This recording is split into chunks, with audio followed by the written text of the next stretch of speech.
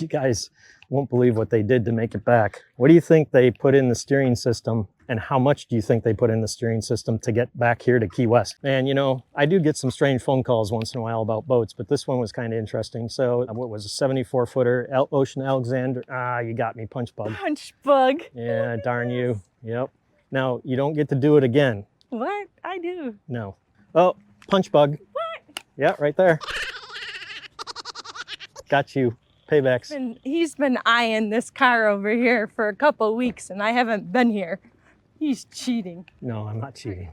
All right, so this big yacht was out coming back from Mexico. They had a steering casualty, like they lost their steering. You guys won't believe what they did to make it back. What do you think they put in the steering system, and how much do you think they put in the steering system to get back here to Key West? They're out in the middle of the Gulf. I would have probably just drove it without steering. They didn't want to do that, so they had to make do, and people get desperate. They do desperate things. Let me know what you think in the comments. My friend George, this is his boat. Can you give us a quick intro of what you do and what your boat's all about? Revamped it over the last year, and so we're just upgrading something that was not talking to other things. It was analog to digital, and now it's going to be all digital and digital. Hopefully the controls will satisfy the final portion of this renovation. All right, so what I got here is this is the old analog control system, mechanical. You can see the mechanical cables here, and what they did was they had these hooked to some potentiometers which were here, which then gave the signals to the engine.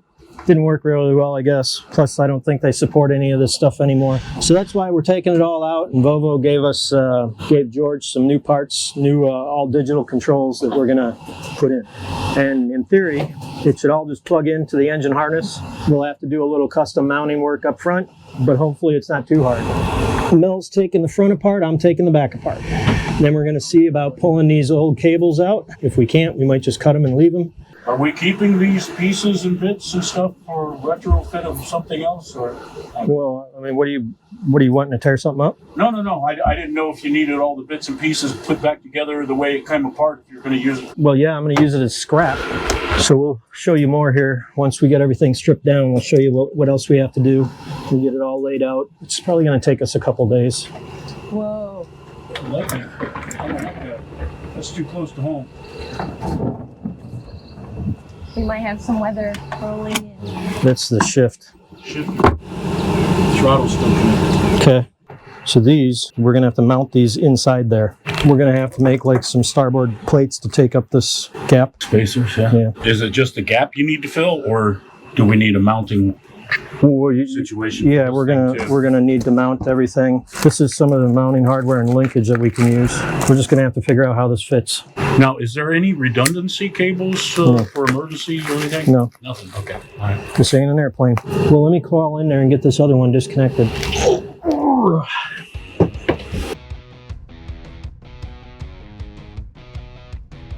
Okay, so we got that all taken apart. Mel, guide those cables. Let's see if we can get them pulled out. You going your way? You going my way? I know, you tell me. Yeah. All right. Nah, it's good right there. You got the other one? Just chuck it overboard. This one's going to be good. There you go. We got the old stuff out, except for the levers, which we're moving on to next. Back in the shop, and I'll unload it and show it to you really quick and explain to you what happened and what we had to do. Polar's looking good. And what happened was they lost steering, but they were confused because they didn't have any steering fluid, the Sea Star fluid. There was none in the bilge anywhere. Well, there's a big Ocean Alexander yacht, probably, like I think it was 72 or something. Well, I went there on Friday and I looked at it, and it didn't take me long to figure out, okay, well, if there's no oil down in the bilge, because I verified that, and I went on board and I started tracing the hydraulic system for the steering, and I found that. The captain told me that he had seen a sheen of oil outside the port aft corner of the boat. So that would tell me that there was oil in the wet exhaust. Well, this is a saltwater heat exchanger. The steering fluid goes in here and it comes out here. And what happens is salt water goes in here and it comes out here. And this thing, I don't know if you can see inside there, but it's full of a whole bunch of little tubes. And I don't know if you can see in there either, but it's got a bunch of little tubes in there. And so one side of those tubes is salt water and the other side is steering fluid. They lost steering somewhere far away out in the Gulf somewhere, coming from Mexico or something. The only thing they had on board was 30 gallons of cooking oil. They dumped all 30 gallons of cooking oil. They had to pour in a gallon. It was leaking at a rate of about probably 1 gallon per hour. So they were pouring cooking oil in there nonstop, filling it up because this had failed internally and was pumping the oil out. I had to make a whole bunch of phone calls around town. Nobody had this. I actually called Sundur. They are up in Lauderdale. They make these, and we paid them a priority service fee, and they actually built us one.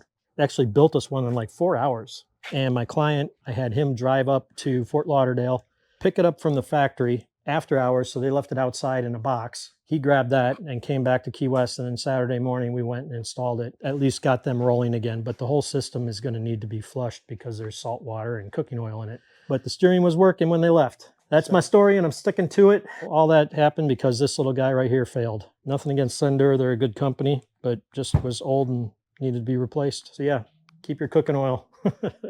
Just grabbing a part that I need so I can get some hardware to mount it with. Start working with George. He was like one of your first customers like Yeah, 10, 11 years ago. long time ago. And I think George is one of the guys that helped you kind of get a little bit interested in Volvo. Is that true? Yeah, he actually was pushing Volvo because he has a Volvo in this. They were having to drive down from Fort Myer to work on it because there was no Volvo dealer down here. You know, that's an all-day drive. And so George was telling those guys up there, he told them a couple times that, hey, you need to get Matt and Carrie Ann. That's the people you want in Key West. Volvo approached us a couple times, and we said no, and then finally we said yes. And now we are the dealers in the Southern Florida Keys, and it's been pretty good so far. We're starting to get our hands full. Not that they weren't full already. So I gotta run back to the shop and get some hardware so I can put that on. Throttle shift assembly. Well, today Doing some more follow-on from yesterday. Yeah. So there's a cable right here. Oh, quite a bit of water in the bilge. Yeah. Must be fresh water from all the rain we got yesterday. Yeah, probably. Well, looks like it's working. That's a good thing. So we gotta peel back this floor cover. So what were you telling me about here lately? People getting so demanding. Yeah, just no patience, not wanting to hear that I'm busy and I can't make it. People are like, just, it's really wearing me out. You know, I have my good days, but man, these people just, I don't understand I it. think it's that Amazon mentality. It's like they think Amazon delivers today. And they call and they think that they're getting service today. And You know, and the other thing I do is I refer people to other people, and they don't want to hear that either. And then when they call the other people that I refer them to, the other people are like, no, we can't help you. We're busy. Everybody's busy. This is a small town. There's only a small amount of workers here. And it just gets frustrating sometimes. yeah, I mean, we just recently went to that boat. Man, I thought we were doing such a great job hurrying up and replacing his bilge pump so that the boat wouldn't sink. And he wanted us to look at his electronics, and we decided we weren't interested in the electronics. The guy got bent out of shape and said that he was looking for great service. We gave him great service, but for some reason, because we wouldn't address his electronics that were 10 years old and not compatible, he got all bent out of shape and doesn't want to pay his bill. I mean, it's ridiculous. Have you guys had this happen to you? What's your experience these days in the service industry? It's definitely changed over the last 2 to 3 years, even more so.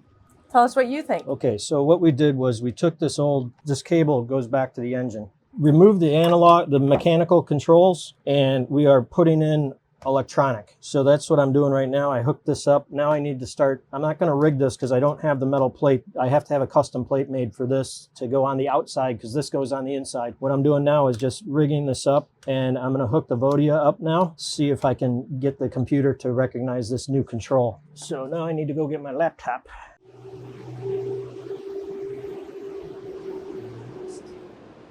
Okay, we're now hooked up to my hotspot for this, so that will be working.